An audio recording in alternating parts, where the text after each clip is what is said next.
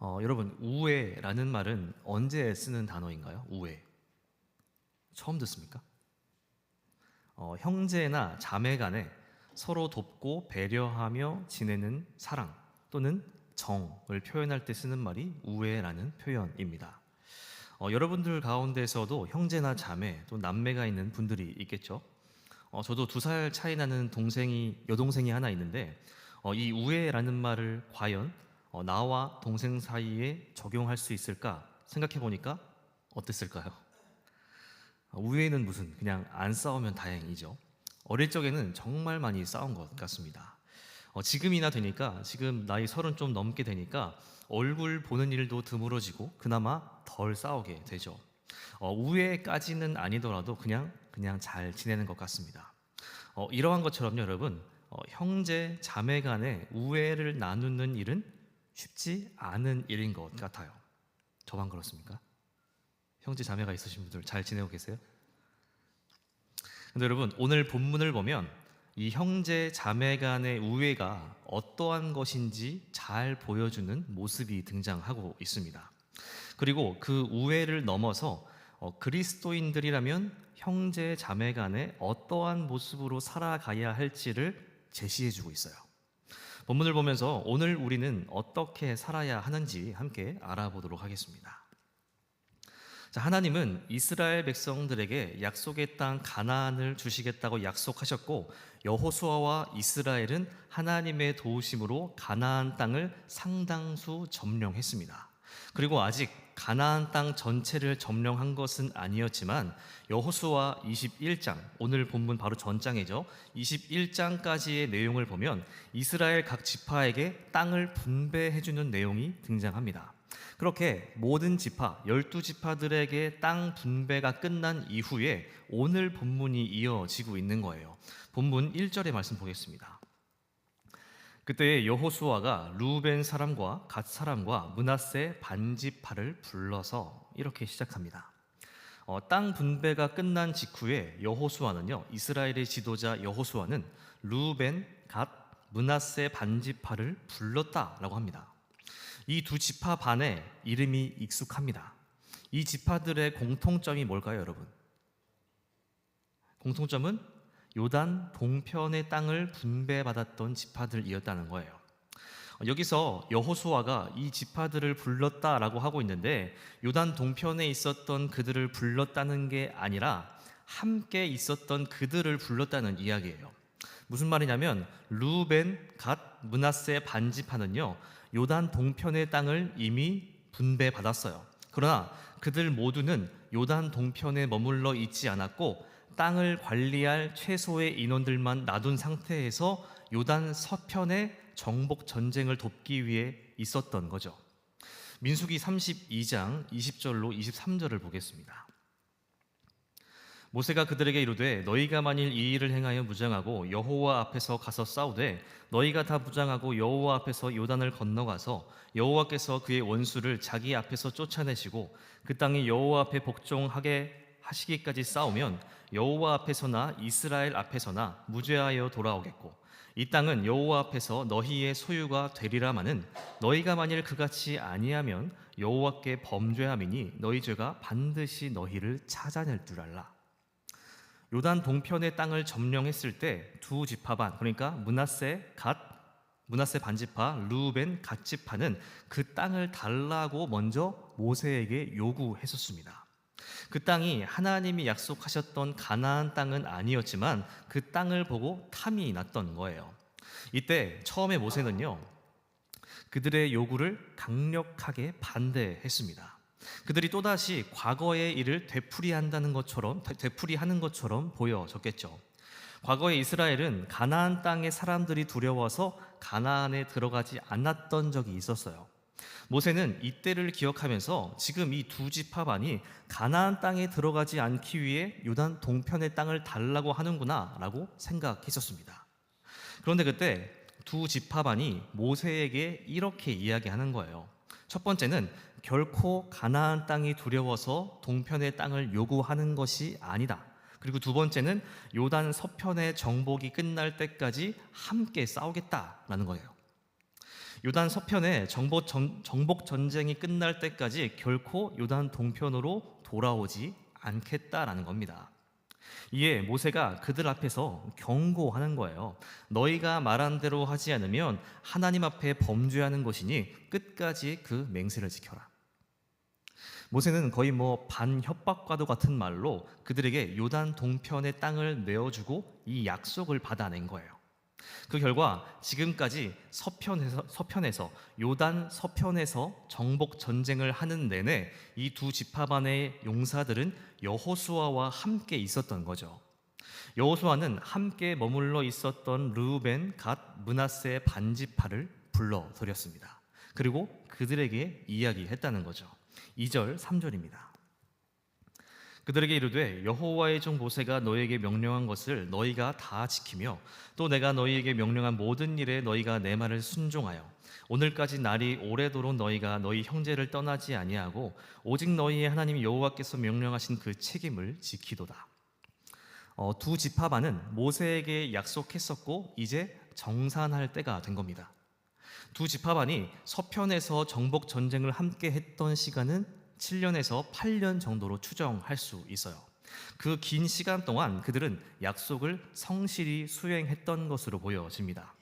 이 때문에 여호수아는요 2절, 3절을 통해서 두 지파 반에게 4가지 표현으로 칭찬하고 있는 거죠. 너희가 다 지켰다, 순종했다, 떠나지 않았다, 책임을 지켰다. 여기서 지키다라는 표현은요 주의하다라는 의미도 포함되고 있는데 특히 하나님과의 언약에 있어서 주의하여 지킨다라는 의미를 가지고 있습니다. 그러니까 두 지파 반이요 모세와의 약속을 넘어서 하나님의 언약을 기억하며 정복 전쟁에 참여했으며 그 모든 일정에 성실히 수행했다. 여러분 두 지파 반이 했던 약속은요 처음에 기약이 없는 약속이었어요. 끝까지 전쟁에 참여하고 돌아가겠다는 약속은 그 끝을 알 수 없는 약속이었습니다. 그들은 하나님이 분명히 그 땅을 주실 것이라는 것을 알았지만 그 시간이 도대체 얼마나 걸릴지는 아무도 알 수 없었어요.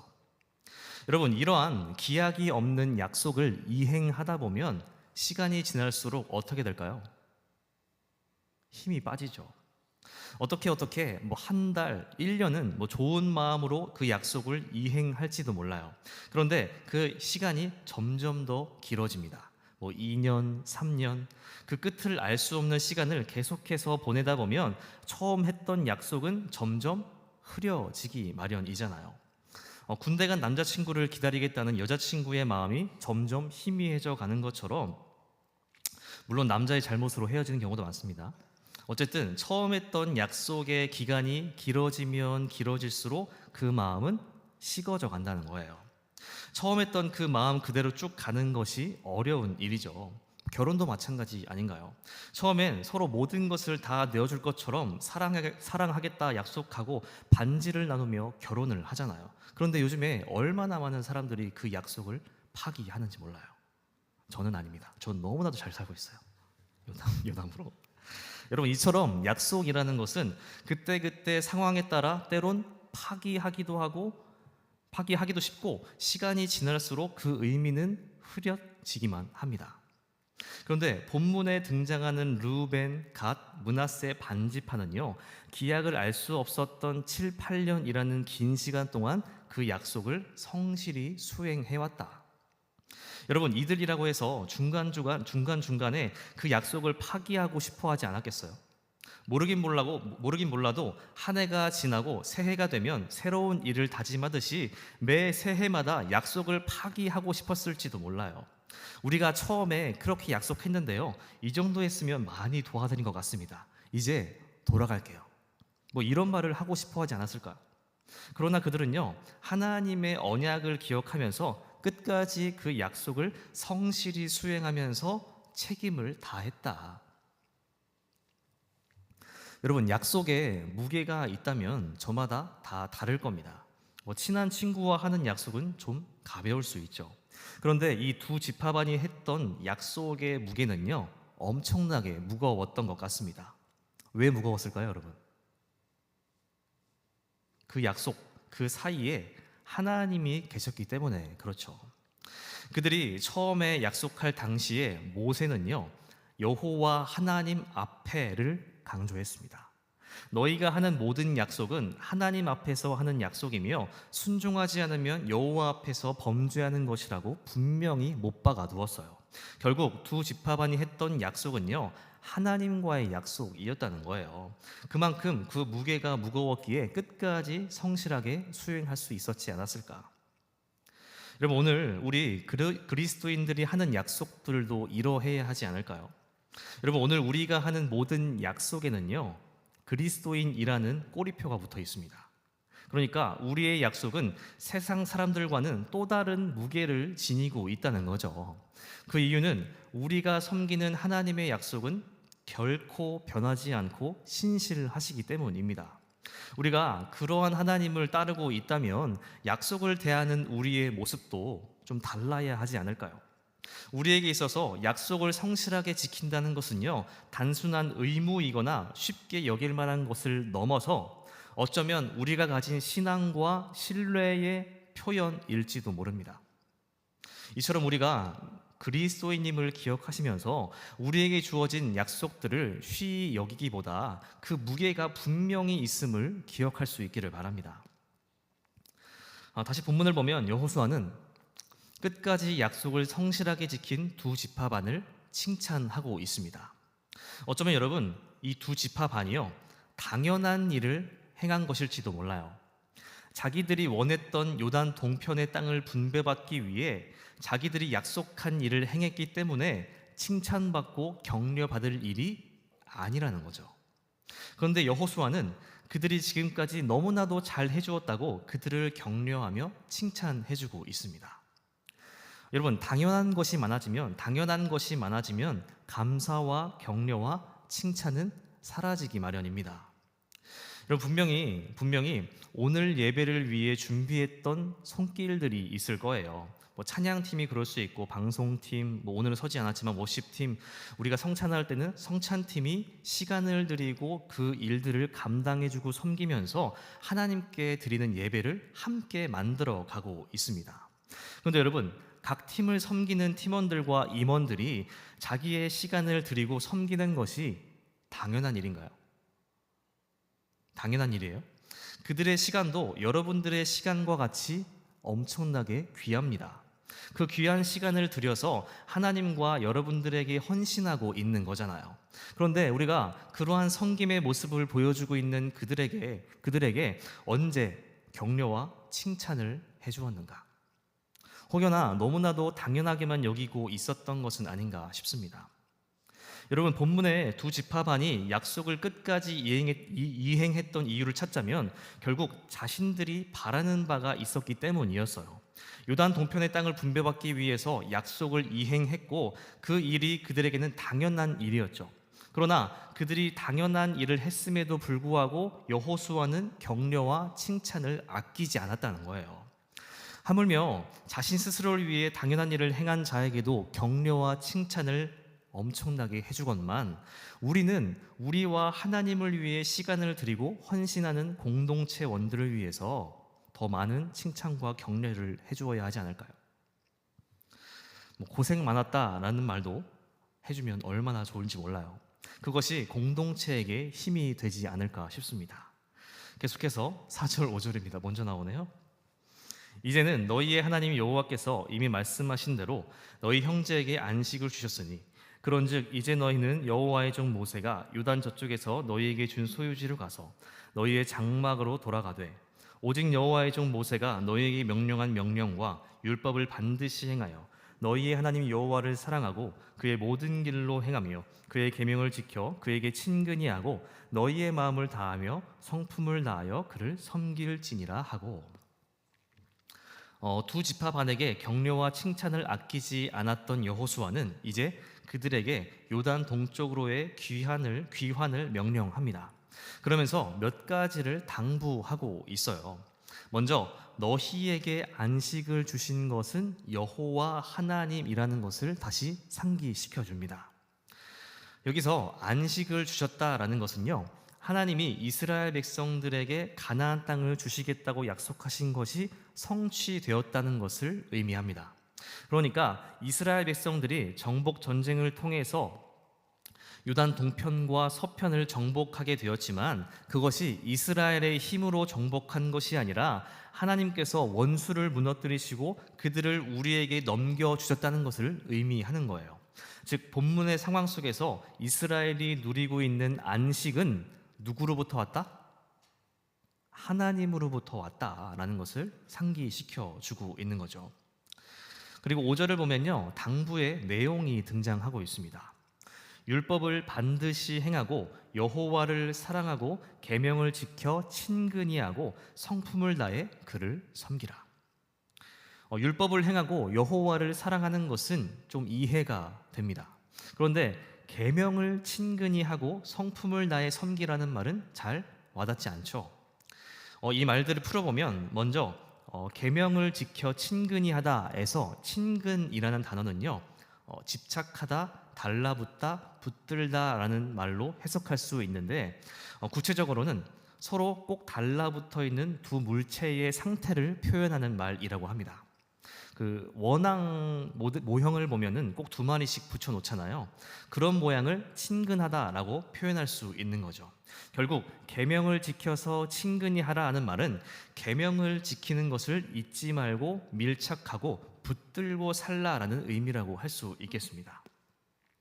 그리고 성품을 다해 섬기라라고 하고 있는데 여기서 성품은 어떤 사람의 됨됨이를 의미한다기보다 인간의 생명, 영혼, 마음의 갈망 등을 의미합니다.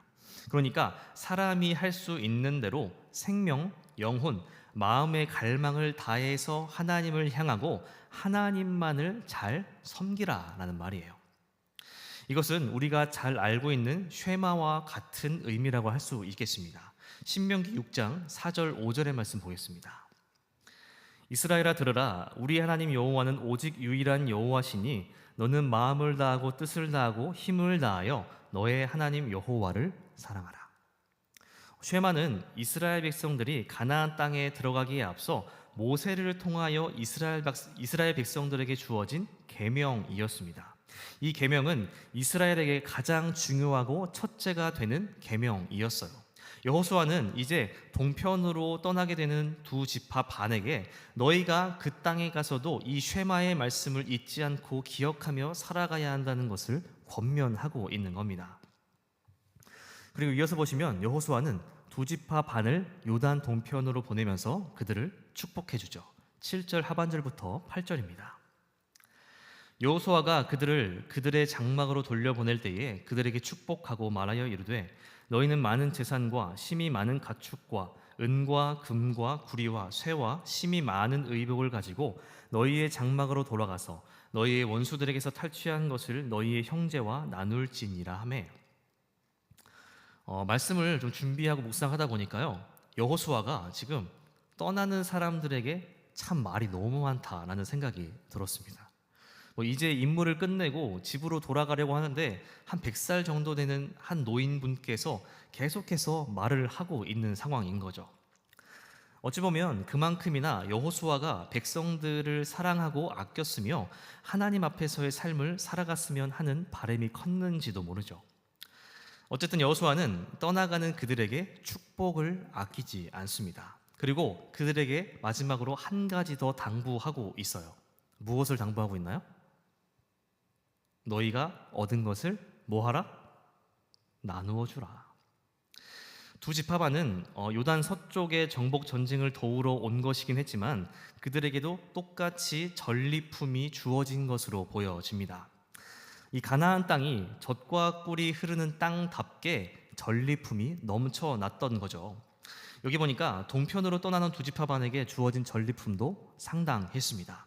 이스라엘 백성들은 정말 빈손으로 가나안 땅에 들어왔지만 하나님이 함께 하심으로 모든 것이 풍요로워진 거죠. 이에 여호수아는 풍족한 재산을 형제와 나누라고 이야기하고 있어요. 여러분, 여기서 여호수아가 말하는 형제가 누구일까요? 요단 동편에 남아 있었던 사람들을 의미합니다. 실제로 전쟁을 치룬 것은 병사들이었기에 전리품은 그들의 것이라고 할 수 있겠죠. 그러나 여호수아는 그것을 전쟁에 참여한 사람들끼리만 나눠 갖는 것이 아니라 그 땅에 요단 동편에 남아 있었던 형제들과도 나누라고 권면하고 있는 거예요. 여호수아의 이 말을 끝으로 루벤, 갓, 므낫세 반지파는 요단 동편으로 떠나가게 됩니다. 여러분, 오늘 본문을 한마디로 표현하자면 어떻게 표현할 수 있을까요? 하나됨의 원칙이라고 할 수 있지 않을까요? 이스라엘은 12개의 지파로 나뉘어져 있었고 그 전체 수만 해도 200만에서 250만 정도 되는 숫자였습니다. 그러나 그들 모두는요, 하나님 앞에서 하나였다는 거죠. 그들이 12이 아니라 하나였기 때문에 끝까지 약속을 성실하게 지킬 수 있었고, 하나였기 때문에 칭찬과 격려를 아끼지 않았고, 또 하나였기 때문에 어디 있든지 말씀을 기억하며 또 나누며 살아갈 수 있었던 것이 아닐까. 여러분, 그렇다면 오늘 저와 여러분들은 어떻습니까? 우리도 한 하나님을 믿는, 똑같은 하나님을 믿는 그리스도인들입니다. 그러나 우리가 정말 하나가 되어 있는가? 요즘 사회의 전반적인 모습을 돌아보면요, 한 나라 안에서 극과 극으로 나뉘는 모습을 보게 됩니다. 정치적인 상황뿐만이 아니라 SNS만 보더라도 어떤 개인의 평범한 이야기 하나에도 극에 달하는 댓글들을 다는 것을 보게 되죠. 참 그런 것들이 너무나도 일반화되어 있는 현실 속에 우리가 살아가고 있습니다. 민족 안에서 하나가 되지 못하고 또 여러 가지 면에서 하나가 될래야 결코 될 수 없는 현실.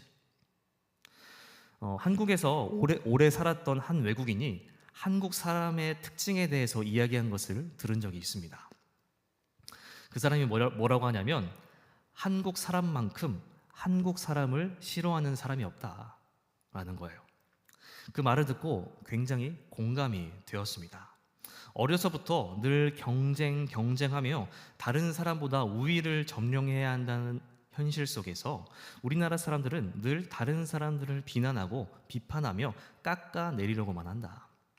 한 나라 안에서 한 민족으로 하나가 되어야 하는데 언제나 분열하고 있는 모습이 있는 것이 아닌가. 그뿐만이 아니죠.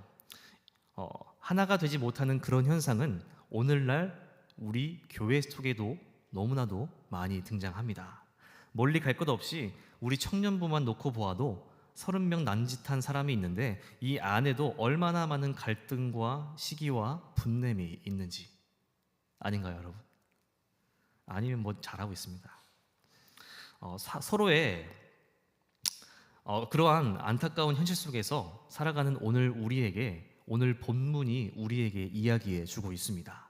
서로의 약속을 가벼이 여기지 말고 무겁게 여기고 칭찬과 격려와 축복을 아끼지 말고 함께 말씀을 붙들고 나누며 하나가 되어라.